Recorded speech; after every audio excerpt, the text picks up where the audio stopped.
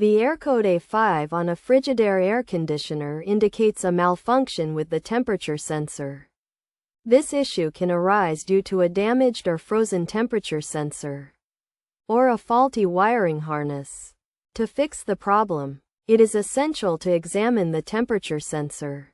Start by unplugging the air conditioner from the power source and inspecting the sensor, which is usually located near the evaporator coils. If the sensor appears burned or damaged, replacement is necessary, and it is recommended to contact a qualified technician for a professional repair. If the sensor is frozen, allow the air conditioner to thaw until it is dry. Then turn it on and check if the issue has been resolved.